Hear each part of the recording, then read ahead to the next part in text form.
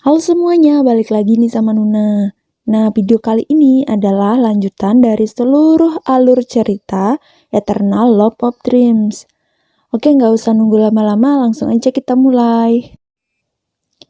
Setelah Kaisar terlahir kembali di dunia manusia, Bai Fengju mendengar kabar bahwa Kaisar Donghua batal menikah dengan Ji Heng. Dan dia juga mendengar Kaisar sedang bereinkarnasi di dunia manusia. Fengju diam-diam pergi ke dunia manusia untuk menemui Kaisar, tetapi Dewa Xingming mengetahuinya. Dewa Xingming melarang Fengju untuk menemui Kaisar agar tidak mengganggu revolusi Kaisar, tetapi Fengju tetap pergi ke dunia manusia walaupun Kaisar tidak mengenalinya.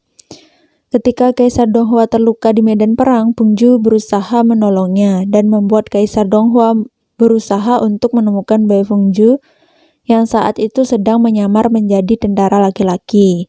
Karena Fengju sudah terlanjur terlibat dalam revolusi Kaisar Donghua, Xingming menyarankan agar Fengju melanjutkan tugasnya untuk melancarkan revolusi Kaisar Donghua. Dewa Xingming melarang Fengju untuk menggunakan sihirnya di dunia manusia, karena akan membuat Fengju terluka parah. Nah, di dunia manusia ini si Fengju nggak sengaja bertemu sama Ji Heng, yang saat itu berada di dunia manusia dan telah menjadi selirnya Kaisar Donghua.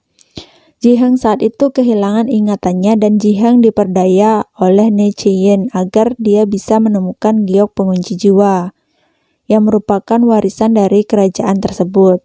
Di dunia manusia, Fengju menyamar menjadi laki-laki dan suatu ketika Fengju tidak sengaja menabrak Kaisar dan membuat dia sama Kaisar nyemplung ke dalam kolam.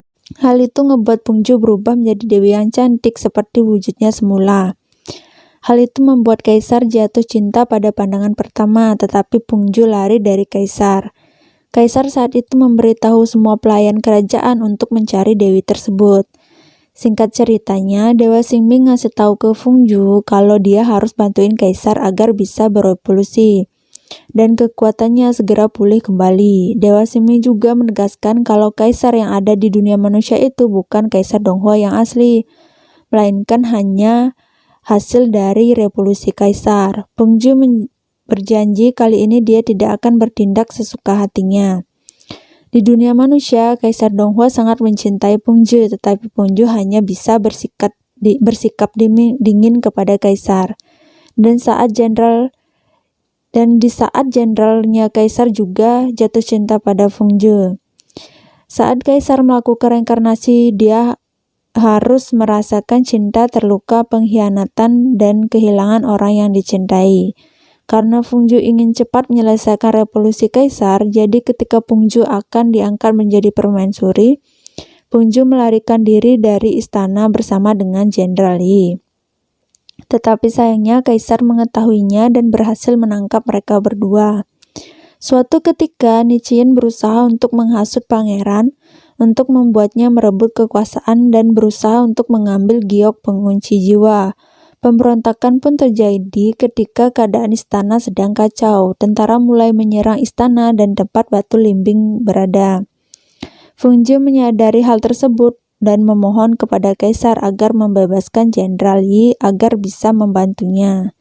Kaisar pun membebaskan dan mulai berperang.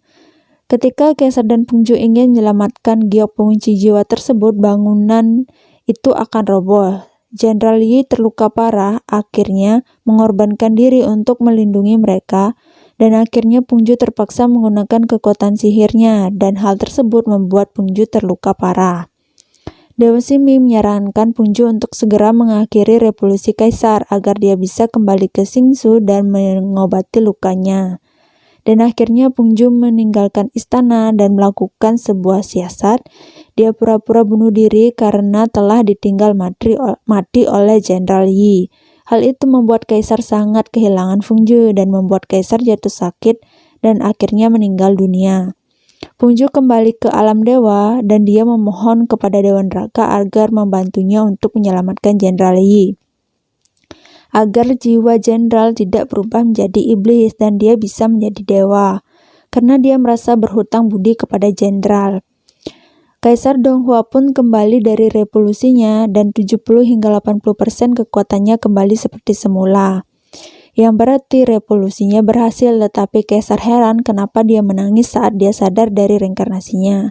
Karena Kaisar tidak mengingat apa yang terjadi di dunia manusia, dia tidak mengetahui kalau Feng Zhu yang sudah membantunya. Yang Mulia ketiga menyarankan agar Kaisar menanyakan kepada Dewa Xingming apa yang terjadi saat dia berada di alam manusia, tetapi Kaisar menolaknya. Nah, jadi si Kaisar nggak tahu berapa besar pengorbanan Feng Zhu untuk Kaisar Donghua. Oke guys, karena videonya kepanjangan banget, jadi aku bagi menjadi 3 part. Nah, buat yang belum nonton part satunya, kalian bisa cek di description box. Untuk video kali ini, kita akhiri sampai di sini dulu ya. Jangan lupa tunggu video selanjutnya. Annyeong!